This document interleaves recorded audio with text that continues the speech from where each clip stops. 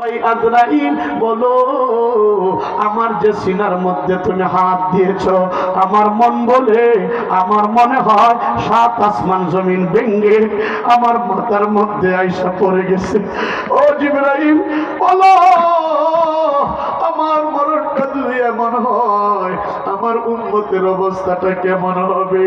আমার ভাইরা রে, নবীজি চোখের পানি যখন ছাড়তে আরম্ভ করছে, রাহমাতুল লিল আলামিন নবী মুহাম্মদুর রাসূলুল্লাহ সাল্লাল্লাহু আলাইহি ওয়াসাল্লামকে জিবরাইল আলাইহিস সালাতু ওয়াস সালাম বলতে আরম্ভ করছে, নবী গো, আপনাকে এত সহজে, আপনাকে পৃথিবীর শুরু থেকে পর্যন্ত যত মানুষের রূহটারে কবজ করছি, আপনার মতো এত আস্তে, এত সুন্দরভাবে রূহটারে আমি কাউকে কবজ করি নাই।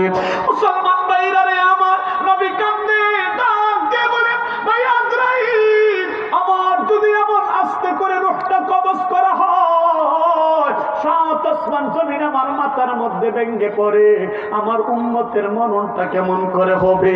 আমার ভাইরা রে, নবী যখন চোখের পানি ছেড়ে দিয়েছে, জিবরাইল আজরাইল আলাইহিস সালাতু ওয়াস সালাম নবীজিকে সান্ত্বনা দিয়া বলেন, নবী গো, আপনি টেনশন করেন না, আপনি চিন্তা করেন না, আপনার উম্মতের মরণটা কেমন করে হবে জানেন নি গো? আপনার উম্মত যদি আমলের সাথে জিন্দেগিটা গঠন করে, আমল নিয়ে যদি কবর পর্যন্ত আসার ফিকির করে, আপনার সুন্নাত দিয়া, আল্লাহর দ্বীনকে দিয়া, সিবগাতুল্লাহি ওয়া মান আহসান মিনাল্লাহি সিবগা ওয়া নাহনু লাহু আবিদুন, আপনার আল্লাহর রঙে রঙিন হয়ে যায়, আপনার সুন্নাত দিয়ে জীবনটাকে রাঙিয়ে নেয়। মুসলমান ভাইরা রে, আমার জিবরাইল আজরাইল নাম কে বলে, পয়গম্বর, তার মরণটা এমন হবে, আপেলের, আল্লাহু আকবার, একটা আপেল জান্নাতি আপেল তার নাকের সামনে, তার চোখের সামনে তুলে ধরা হবে।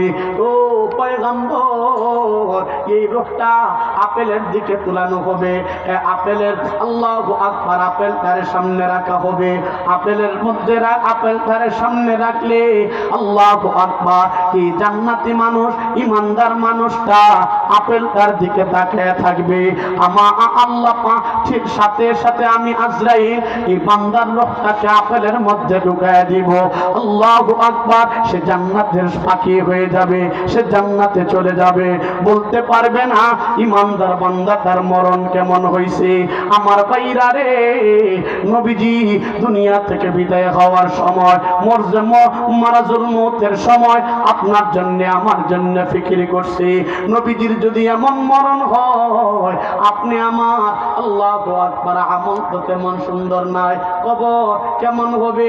আমল নাই, সুন্নত নাই, নামাজ নাই, আমাদের পারিবারিক জিন্দেগি সুন্দর না, সন্তানের জিন্দেগি সুন্দর না, মেয়ের জিন্দেগি সুন্দর না, স্ত্রীর সাথে আমাদের ব্যবহার ভালো না, মা বাবার সাথে সুন্দর আচরণ আমাদের নাই, সমাজনীতি আমাদের অবস্থা বড় ভয়ঙ্কর, আমাদের কবরটা কেমন হবে?